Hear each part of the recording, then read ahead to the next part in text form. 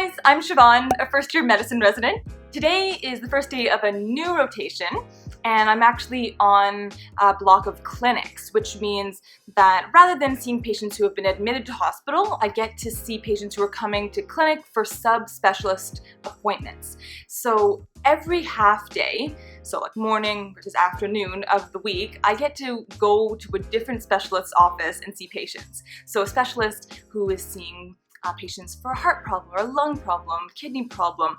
Just recently I did a video about how many hours I work in the hospital. I figured that we could compare in this video how many hours you work in the clinic during a typical week. And to be honest, I've never calculated it, so we'll figure it out together. I'm guessing it may be less, but who knows? We'll see.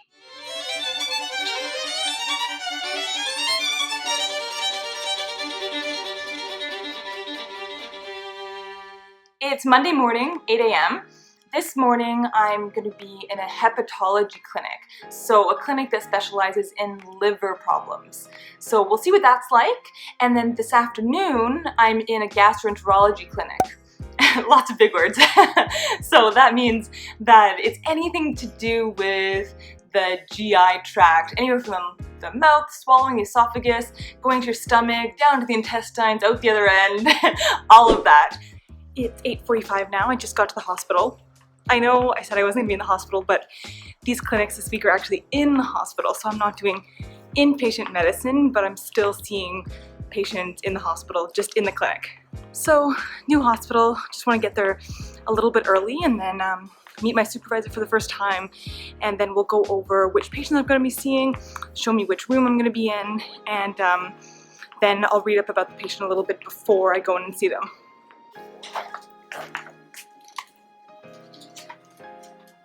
Alright, so you can see what one of these typical clinic rooms are like. A lot of you have probably been in doctor's offices like this. The only difference is that we have some specialized posters up here because this is about gastroenterology, so you're seeing colitis and different illnesses illustrated up here on the walls that you may not see in your regular family doctor's office. So there you go, this is usually where I work. Heading home now, left the hospital around 4 p.m. So earliest I have left the hospital ever on inpatient, that's for sure. And it was nice, get to see patients who are not as sick, got to see some real success stories like hepatitis C being completely cured, someone's life being totally turned around by that. So pretty amazing. I still feel like there's a lot I need to read about because there are things that I don't normally see in hospital that I haven't encountered. So I'm gonna go home and study. I'm motivated to do that. So it's 7 p.m. now.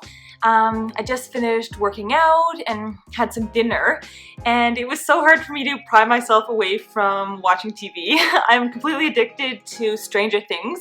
I don't know if you guys have seen it, but I'm on season 2, and I usually, let myself watch some Netflix when I'm having dinner. And so I was watching, and then the time just flew by. I ended up watching 2 or 1.5 episodes. Anyway, it is so good, but I've had to turn it off. It's just so intense. I actually, my heart rate's going up. Anyway, so my goal now is to do a little bit of reading and studying. So I love this book. It's called Rheumatology Secrets. So I'm in the middle of reading a chapter about rheumatoid arthritis, so my goal is to finish that tonight.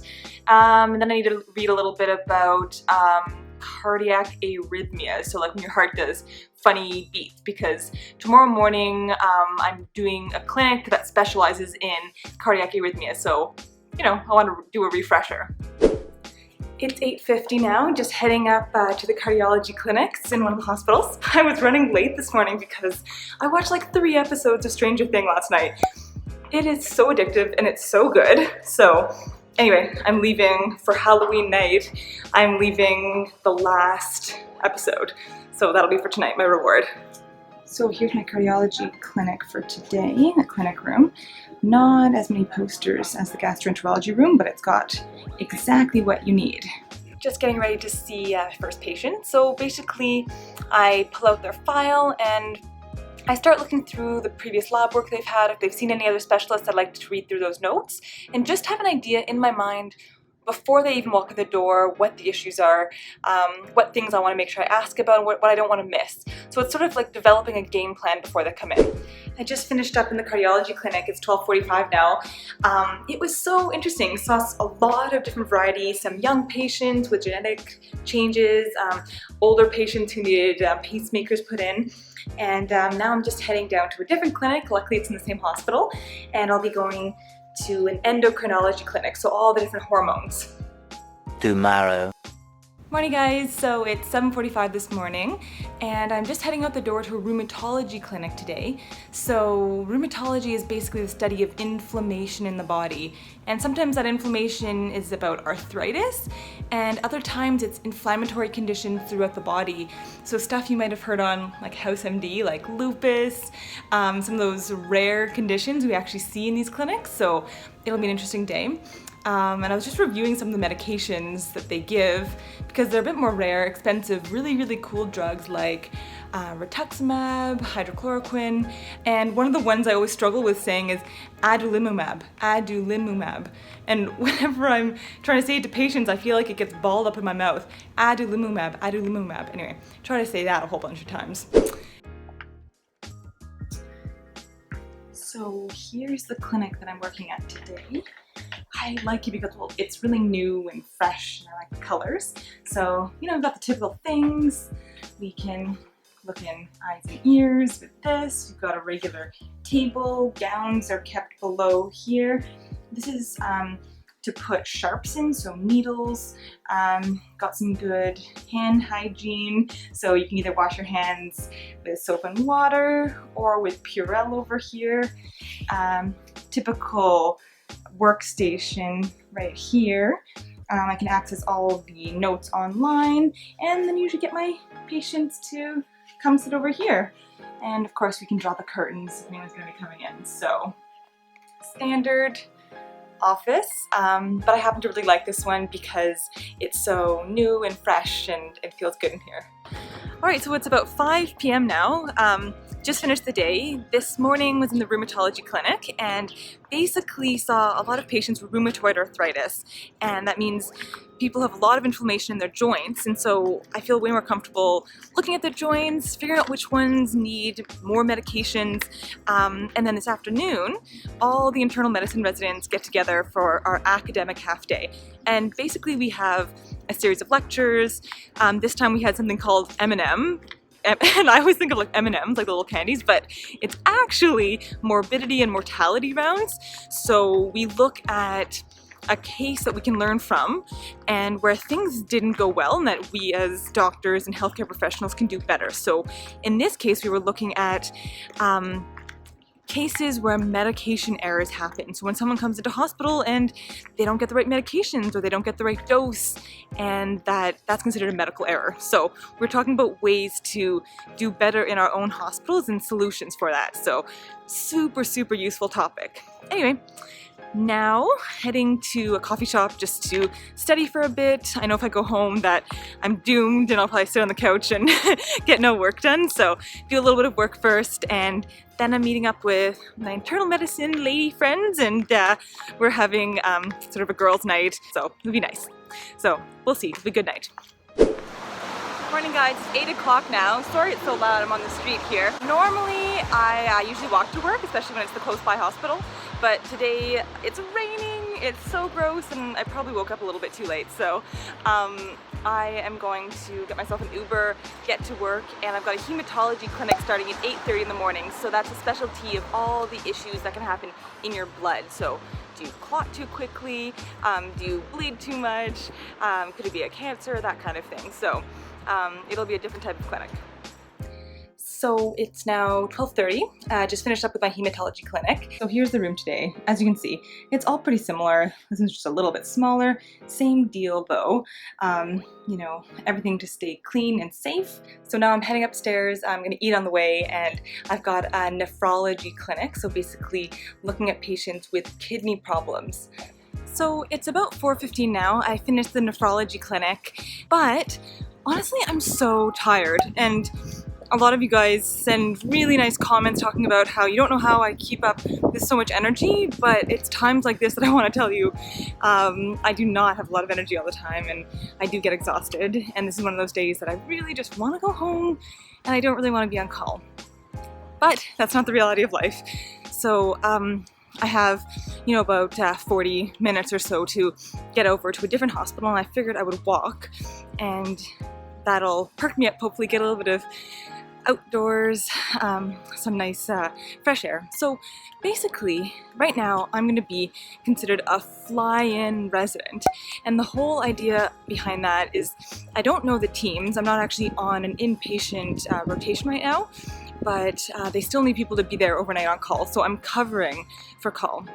So the important part is that I'm going to show up at around 5 p.m. and I'm going to have to get to know all of these patients, and that's when handover becomes incredibly important. I'm going to sit down with the residents. They're going to show me a long list of patients that I'm covering. They're going to give me all their issues that are pertinent so that I know what's going on with these patients, what are their issues, what's important, and what kind of issues will I probably get called about overnight. So I'll have some context when I get called, which definitely is important for safety.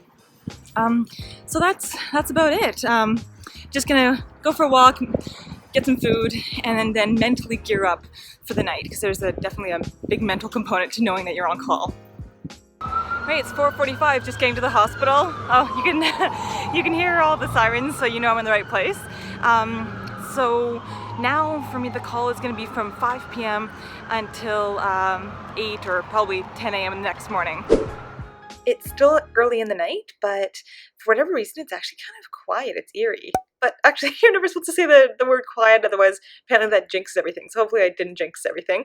So I'm going to take a nap. It's sort of between nap or food, and I think right now sleeping is going to be more beneficial to me, and I can always eat between patients later on tonight. So nap time. I'm just in my call room right now, so basically it's just like an actual patient's bed. Yeah, I don't know. It's actually pretty comfortable. I can't complain at all. One eternity later. It's 10:10 in the morning now. Just left the hospital. Literally the birds are chirping. It was a really good thing that I took that nap when I had the chance, because in the end it ended up being a super sort of backloaded night where at about midnight we just got slammed with consults. So I went down to the emergency department and I didn't get back to my call room after about 11:30 at night, so it was just kind of one consult after the other. And some of them were complicated, so that means they were interesting and they were good for my learning and they were great people to meet. But all I really wanted to do was go and lie down at a certain point. So now I've earned that sleep, and even though it's such a beautiful day I can barely see, I'm gonna go draw my curtains and go fast asleep. So we made it through the week. It's about 7 p.m. on Friday now. I've slept for like 6-7 hours. After I got home, I've had a shower. I've now gotten dressed up and even had a little bit of makeup on because I'm heading out with some friends tonight. So the grand total for this week was 49 hours of work. And I think, if I didn't have that call shift last night, it would have been closer to 40 hours of actually work in the clinic, which is pretty standard, much more of a normal work week.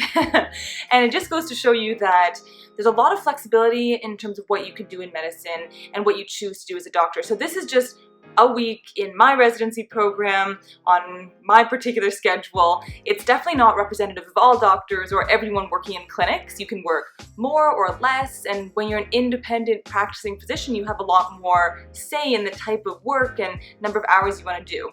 Or that's what I've been told anyways. So thanks for joining me this week. Don't forget to subscribe if you haven't already, and comment below with any questions, comments, thoughts that you have. I'd love to hear from you guys.